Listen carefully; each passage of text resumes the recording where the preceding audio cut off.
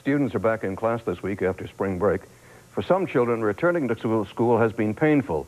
They are the victims of bullying. But there is hope. As Linda Aylesworth explains, one young man rose above his tormentors and is now telling other students how they can get through these difficult years. For some kids, the hardest part of school isn't keeping up with studies, but surviving relentless verbal, sometimes physical attacks by fellow students. Bullying was sadness, being scared to go to school. I'm joined by Jordan Ninkovich, the author of Epidemic, a Survivor Story. Jordan, welcome to our studio. Well, thank you for having me. Let's talk about your book, okay? I haven't read it, I haven't had the time, but I looked at it briefly and we talked about it beforehand. What made you write this book? Well, it's a good question. I'm on a mission to eradicate obesity, bullying, and harassment, youth and adults. Why I wrote the book is throughout my childhood, I used to be extremely overweight, and I got bullied because of it. And it drove me it basically drove me to suicide. And luckily, that didn't happen. And it really encouraged me to write this book, get into public speaking, share my true story. Because, throughout history, true stories are very inspiring. And this is a survival story of this growing epidemic that's haunting North America.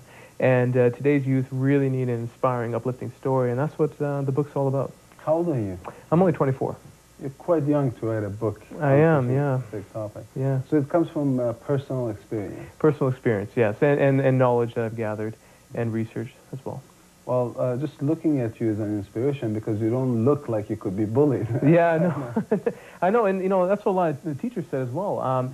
Yeah, I was extremely overweight, like I said, but I was also very tall, so I can really carry myself. And so he visualized himself as a fit and athletic basketball player, then set about to make it so by cutting junk food out of his diet and starting to work out. I came back grade 11, 190 pounds, and it was just the best feeling in my life. No one recognized me as like a new student. It was just unbelievable. So then how did the students treat you then? They treat me nicer. In his school pictures, you can see the difference. Jordan before and Jordan after.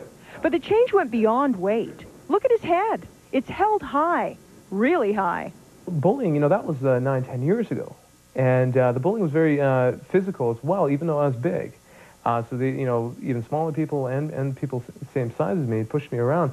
But it was also the psychological part of it. It was the torment. It was the laughs. It was the, people pointing and just the jokes and having that every day. And it really got overwhelming. And that's what really drove, the depression and, the suicidal thoughts and all sorts of different things that today's youth are being bombarded by. From early on, that was Jordan's life.